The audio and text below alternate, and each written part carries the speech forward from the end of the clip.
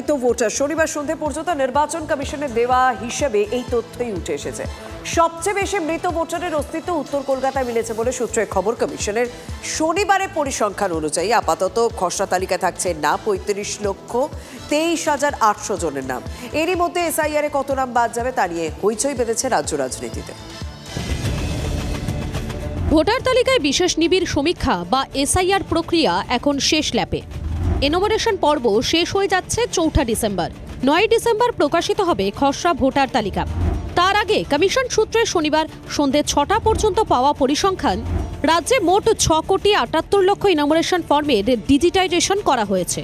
এখনও পর্যন্ত হিসেব অনুযায়ী খসড়া তালিকায় 35,23,800 জনের নাম থাকবে না, যার মধ্যে অর্ধেক অর্থাৎ 18,70,000 মৃত, স্থানান্তরিত 11,82,000, অনুপস্থিত বা খুঁজে পাওয়া যায়নি এমন ভোটার 3,80,000, 77,565 জন ডুপ্লিকেট, অর্থাৎ একই নাম একই কেন্দ্র বা আলাদা কেন্দ্রে একাধিকবার আছে।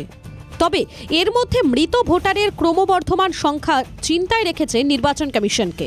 সূত্রের খবর, এখনো পর্যন্ত সবচেয়ে বেশি মৃত ভোটার পাওয়া গেছে উত্তর কলকাতায়। জেলা শাসকদের সঙ্গে বৈঠক চলাকালীন এ তথ্য তুলে ধরা হয় বলে নির্বাচন কমিশন সূত্রের খবর। সবার কৌতূহল এখন এসআইআর প্রক্রিয়া শেষ হলে ঠিক কতজনের নাম বাদ পড়বে।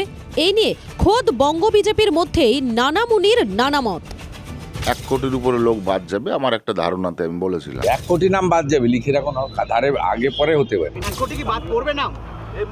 আমি তো টিয়া পাখির খাঁচা নিয়ে বসে নেই আর জ্যোতিষ চর্চাও করি না। নির্ভুল ভোটার তালিকা প্রস্তুত করার দায়িত্ব